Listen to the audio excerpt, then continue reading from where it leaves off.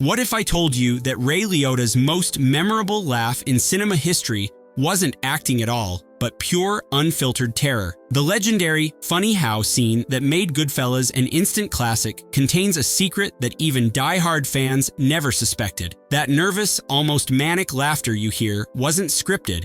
It was genuine fear bleeding through the performance. Leota was actually terrified during that moment, his hands shaking as Joe Pesci's unpredictable energy filled the room with authentic menace. The reaction became one of the most quoted scenes in movie history precisely because audiences could sense the real fear radiating from Leota's performance. But this revelation represents merely the first shocking truth hidden behind Martin Scorsese's masterpiece, a film where the line between reality and fiction disappeared entirely. While most viewers know Goodfellas tells a true story, the reality behind its creation is far more dangerous than anyone imagined. Henry Hill, the real-life mobster whose experiences formed the backbone of the film, wasn't just a consultant. He was actively hiding from the very people the movie portrayed. During production, Hill was still in the Federal Witness Protection Program, living under an assumed identity while killers searched for him across America. The man whose life story would become cinema gold was literally running for his life as cameras rolled. Scorsese didn't stop at hiring Hill as a consultant. The director made a chilling decision that would give Goodfellas an authenticity no other mob film could match.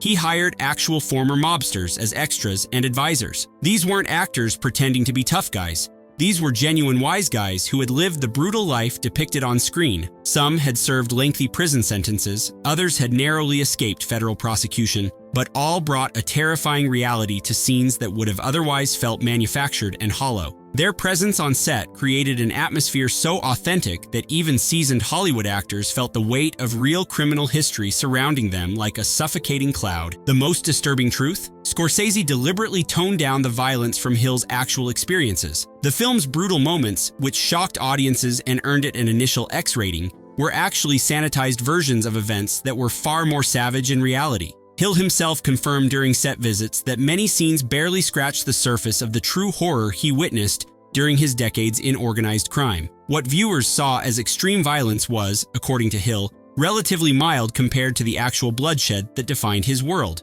But Hill's involvement came with serious consequences that extended far beyond the movie's release. His decision to cooperate with the film's production essentially painted a target on his back, reminding every criminal organization in America exactly who had betrayed their secrets to the federal government. The irony was stark. Hill helped create a movie about his life while simultaneously making that life exponentially more dangerous. The funny how scene that opens our story contains layers of deception that run much deeper than Leota's genuine nervousness. Joe Pesci didn't invent this confrontation for the screenplay, he lived it. As a young man working in a restaurant, Pesci made the mistake of telling a connected guy he was funny. The real-life incident nearly cost him his life, and decades later, he channeled that genuine terror into Tommy DeVito's explosive reaction. Every word, every gesture, every moment of escalating tension came from Pesci's actual brush with mob violence. Scorsese's perfectionist tendencies created their own legends during production. The famous Copacabana tracking shot, which follows Henry and Karen through the kitchen and into the club in one unbroken take,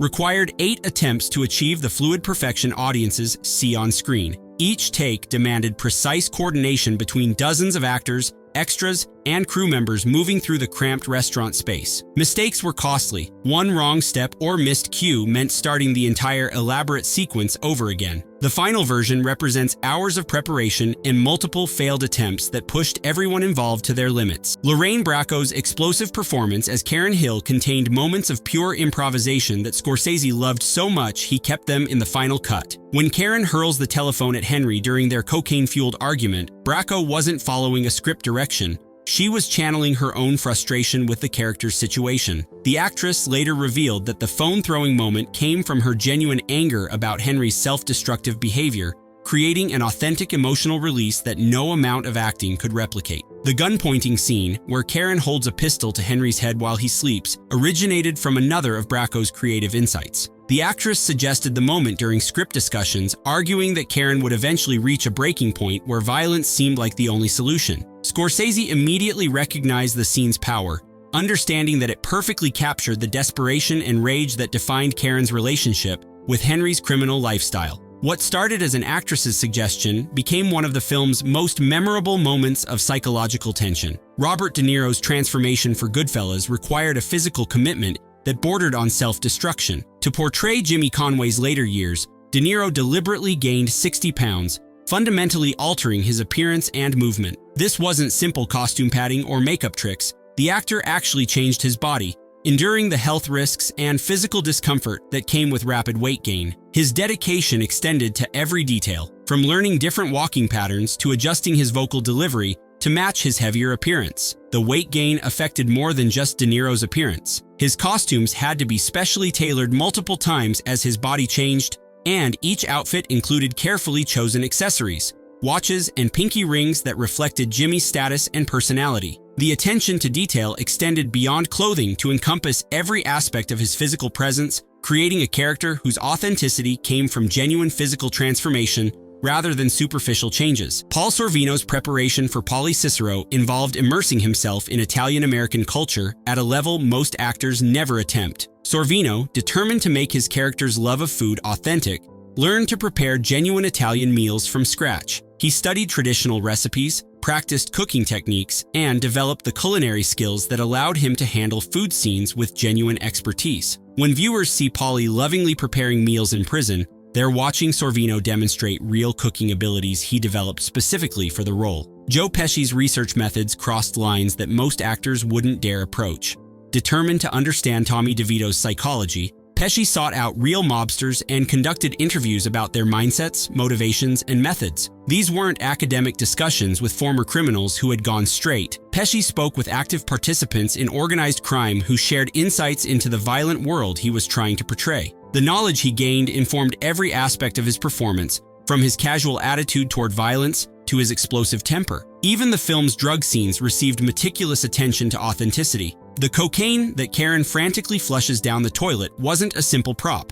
It was crushed vitamins that created the same visual effect as real narcotics. This attention to detail extended throughout production, with Scorsese demanding that every element on screen look and feel genuine, even when legal considerations prevented using actual illegal substances. Martin Scorsese's decision to cast his mother, Catherine Scorsese, as Tommy's mother in the dinner scene created one of the film's most memorable moments through pure family authenticity. Catherine wasn't a professional actress, but her natural warmth and genuine Italian-American sensibility brought a reality to the scene that no hired performer could have matched. Her interactions with the actors felt completely natural because, in many ways, they were. She was simply being herself in front of cameras, treating the professional actors like family members visiting her home. The casting choice created an interesting dynamic during filming. The actors found themselves genuinely relaxed in Catherine's presence, responding to her maternal energy in ways that enhanced their performances. Joe Pesci, in particular, seemed to channel real familial affection in his scenes with Catherine,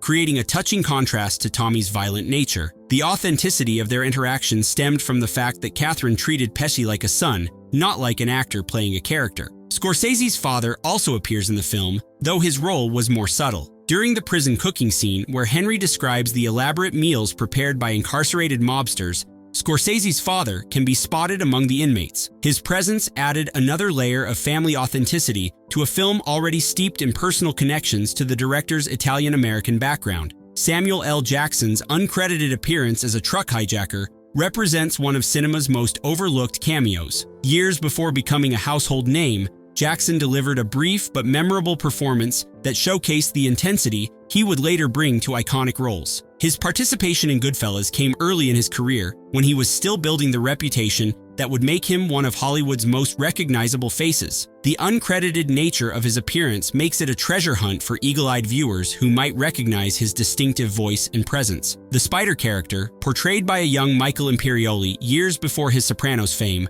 was based on a real person whose fate was far grimmer than the movie suggests. The actual individual who inspired Spider was murdered by Tommy DeSimone, the real-life criminal who inspired Joe Pesci's character. The movie's version of events, shocking as it appears on screen, was actually a toned-down representation of a genuine homicide that occurred during Henry Hill's time with the Lucchese crime family. Goodfellas' language pushed boundaries in ways that shocked even seasoned moviegoers. The script contains exactly 300 uses of the F-word across its 146-minute runtime, creating a linguistic intensity that reflects the brutal world being portrayed. This wasn't gratuitous profanity. Scorsese and screenwriter Nicholas Pileggi were recreating the actual speech patterns of career criminals, whose conversations were peppered with obscenity as a matter of course. Every curse word served a purpose in building the film's authentic atmosphere. The Motion Picture Association of America initially slapped Goodfellas with an X rating, essentially a kiss of death for any film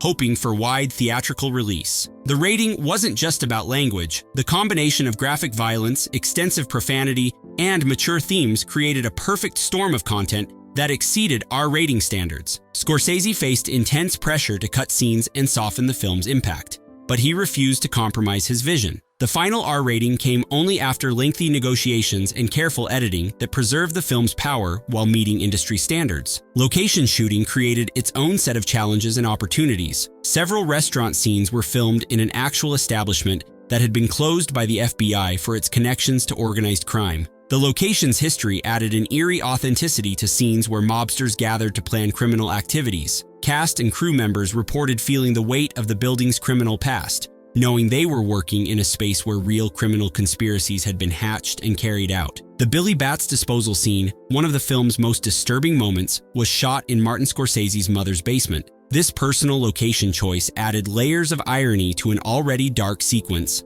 The director used his family home to film one of cinema's most brutal murder scenes. The basement's cramped quarters and residential atmosphere made the violence feel more intimate and disturbing than it would have in a professional soundstage setting. The period automobiles that populate Goodfellas weren't rented from prop houses or specialty companies. Many belonged to crew members who owned classic cars from the appropriate era. This creative cost-cutting measure added authenticity while building a sense of investment among the production team. Crew members took special pride in seeing their personal vehicles featured in key scenes, creating a unique connection between the film's makers and the final product. Frank Vincent and Joe Pesci's on-screen chemistry as Billy Bats and Tommy DeVito drew from their previous collaborations in earlier films. The actors had worked together multiple times before Goodfellas, developing a professional relationship that informed their explosive confrontation scenes. Their familiarity with each other's acting styles allowed them to push boundaries and create moments of genuine tension without fear of crossing professional lines. Michael Imperioli's Spider character came with real-world consequences that extended beyond the script.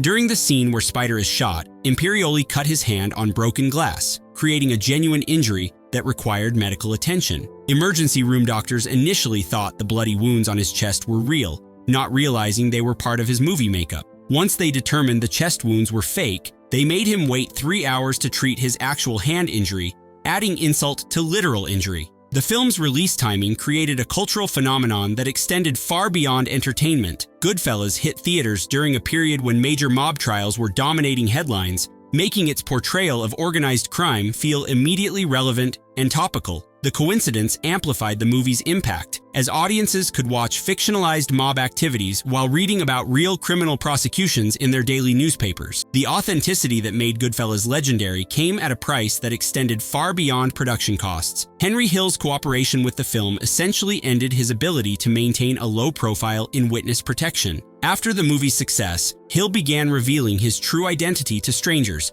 trading his safety for fleeting celebrity. The federal government eventually removed him from the witness protection program, leaving him vulnerable to the very criminals the program was designed to protect him from. The commitment to realism that defined Goodfellas created unexpected consequences that haunted the production long after cameras stopped rolling. Ray Liotta's preparation for Henry Hill involved more than studying the character's mannerisms and speech patterns. He spent extensive time with the real Henry Hill, absorbing details about criminal life that no acting coach could provide. These sessions gave Leota insights into the psychology of career criminals, but they also exposed him to stories of violence and betrayal that stayed with him for years. Hill's presence on set created an atmosphere of genuine tension that enhanced everyone's performances. Cast members reported feeling genuinely intimidated during scenes involving criminal activity, knowing that the man whose life they were portraying was watching their every move. This wasn't typical Hollywood nervousness about performing in front of producers or directors.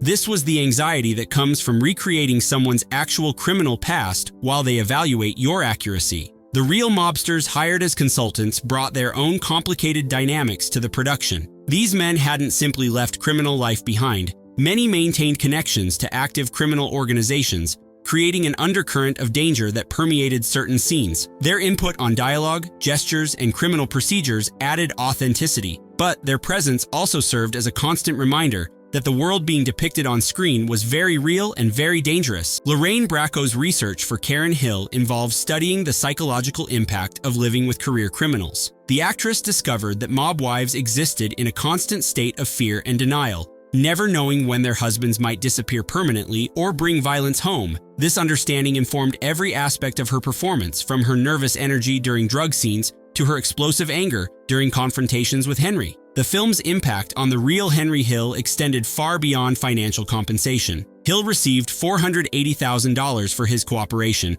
but the money couldn't compensate for the exposure that came with the film's success. His story became public knowledge, reminding every criminal organization in America exactly who had betrayed their secrets. The movie's popularity essentially ended any possibility that Hill could ever truly disappear or start fresh. Scorsese's use of music in Goodfellas represented a revolutionary approach to soundtrack integration that influenced filmmaking for decades. Rather than composing original music or selecting songs that merely complemented scenes, Scorsese chose tracks that the characters would actually have heard during the time periods being portrayed. Every song existed in the cultural landscape of Henry Hill's world, creating a sonic authenticity that matched the film's visual realism. The famous Layla sequence, where bodies are discovered in cars and dumpsters, was shot with Derek and the Dominoes song playing on set rather than being added in post-production. This technique allowed actors and crew members to feel the rhythm and emotional impact of the music while filming, creating performances that were naturally synchronized with the soundtrack's intensity.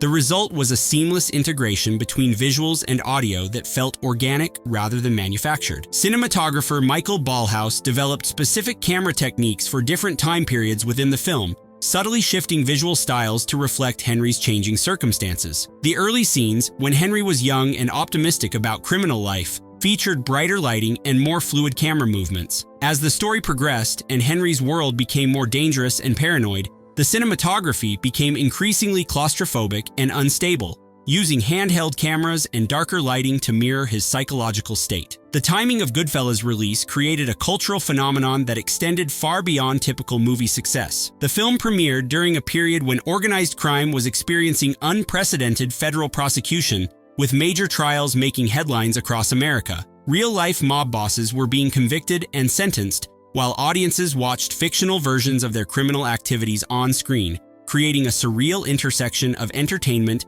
and current events. Law enforcement agencies initially worried that Goodfellas might glamorize criminal life and inspire copycat behavior. However, the film's unflinching portrayal of the paranoia, violence, and ultimate emptiness of mob life actually served as an effective deterrent. Rather than making criminal careers appear attractive, the movie showed the psychological and emotional costs that came with choosing crime over legitimate pursuits. Academic institutions began using Goodfellas as a teaching tool in criminology courses, recognizing its accuracy in depicting the social structures and psychological dynamics of organized crime. Law enforcement training programs incorporated scenes from the movie to illustrate criminal behavior patterns and the mindset of career criminals. The film's educational value came from its refusal to romanticize or simplify the complex world of organized crime. These 24 secrets demonstrate how great filmmaking requires courage from everyone involved: courage to seek uncomfortable truths, courage to work with dangerous people, and courage to tell stories that reveal the dark complexities of human nature. Scorsese and his cast didn't simply make a movie about criminals, they created a documentary-like exploration of a world most people never see and never want to experience. The lasting impact of Goodfellas proves that audiences hunger for authentic storytelling,